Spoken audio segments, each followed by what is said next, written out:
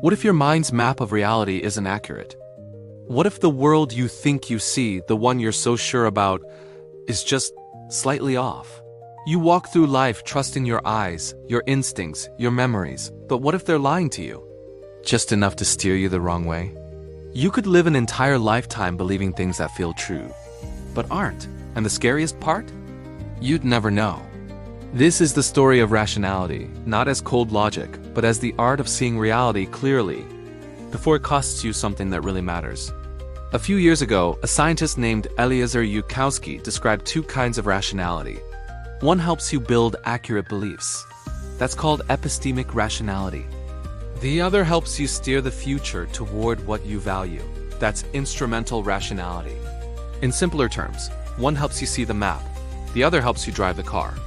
But if your map is wrong, it doesn't matter how good your driving is, you'll still end up lost.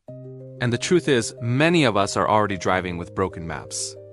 Every time we scroll through an algorithm built to show us what we want to see instead of what's true, every time we mistake confidence for correctness, every time we decide based on emotion before evidence, we drift further from reality without even realizing it.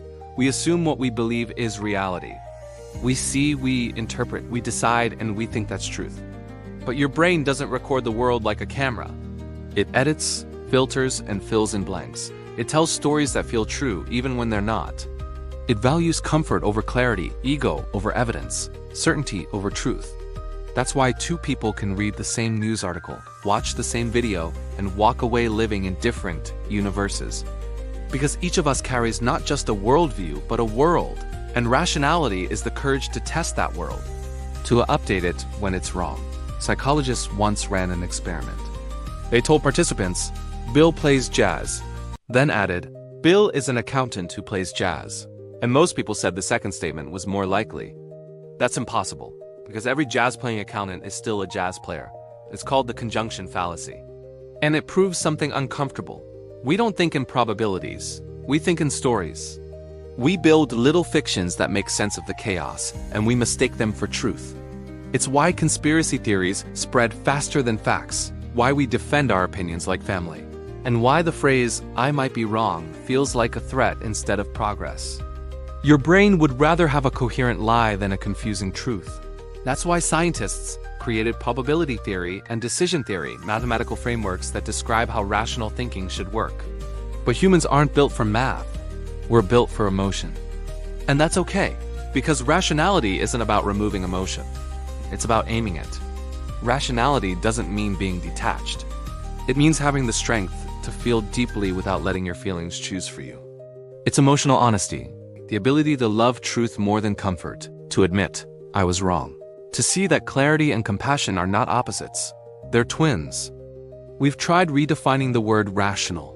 We've used it to mean smart, cold, even selfish. But rationality isn't any of those things. It's not a weapon to win arguments. It's a compass to navigate reality. And if you learn how to use it, you start to notice it everywhere, in the way you respond instead of react, in the way you pause before you share something online, in the way you listen to understand, not just to answer. Here's what it really means to think rationally.